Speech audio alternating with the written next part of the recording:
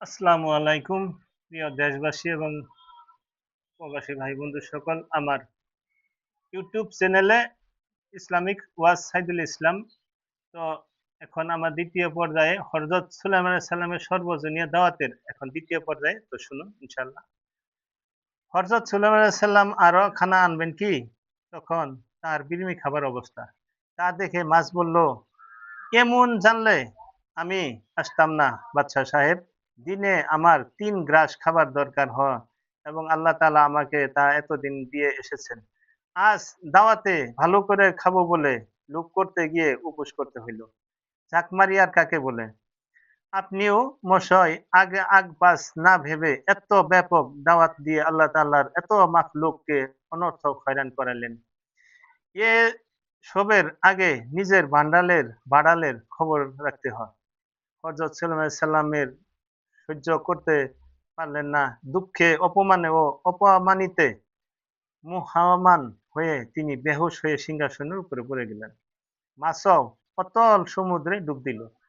দাওয়াতে আগত মানব, দানব, পশু, পাখি আর কীট-পতঙ্গ নির্বাক তাদের চোখের উপর তাদের এই জন্যে তৈরি খাবার নিমিষে খেয়ে গিয়েছে মাছরূপী পাতালপুরের আগন্তুক এক মহাদানব। সবাই স্তব হয়ে গেল। ঘটনা খানেক পর হযরত সুলাইমান আলাইহিস সালামের হুঁশ ফিরে আসলো। তিনি সেজদায় পড়লেন আল্লাহ তাআলার দরগায়। কেঁদে বললেন, প্রভু, বড় কসুর করে ফেলছি। তোমার এই দেওয়া সম্পদের বড়াই করে বিশ্ববাসীর মতো অসংখ্য মাখলুককে দাওয়াত করে খাবার বৃষ্টা চেষ্টা করেছি। আসলে তুমি তো রুজিদাতা। আমার সাধ্য কি যে নিজের ক্ষমতায় একজনকেই খাওয়াই? আমি আহামুখি করছি, আমায় ক্ষমা করে দাও।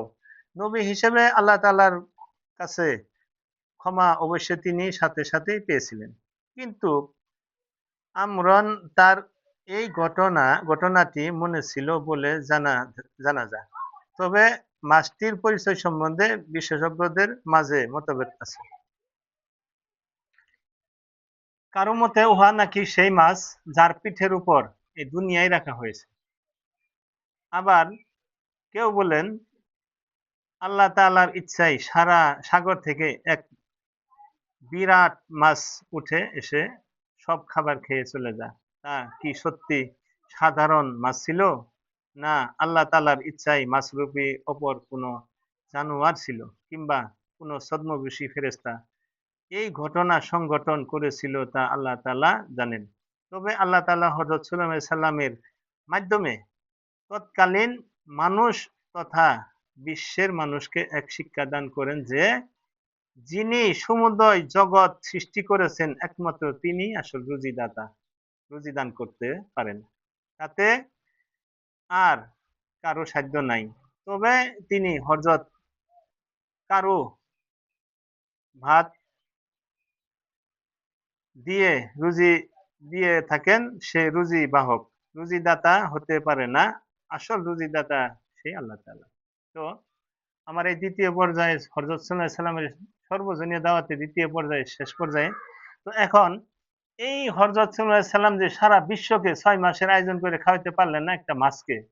তো আবার আল্লাহ তাআলা উনাকে একটা পিঁপড়ার মাধ্যম দিয়েই আল্লাহ তাআলা উনাকে দেখিয়েছেন যে আসল রুজিকদাতা আল্লাহ তাআলা। তো এখন আমাদের মজার আরেকটি গল্প আসতেছে। যে গল্পটির নাম হলো পিঁপড়ার বাদশাহের সাথে হযরত সুলাইমান আলাইহিস সালামের মুলাকাত। তো এই আলাপ আলোচনা ইনশাআল্লাহ আপনারা এই পিঁপড়া বাদশাহের সাথে হযরত সুলাইমান আলাইহিস সালামের মুলাকাত শোনাবেন আমাদের এই ইউটিউব চ্যানেলে। তো এই পর্যন্ত সবারই দীর্ঘায়ু কামনা করে আজকের মতন বিদায় নিচ্ছি। খোদা হাফেজ। সবাই ভালো থাকবেন।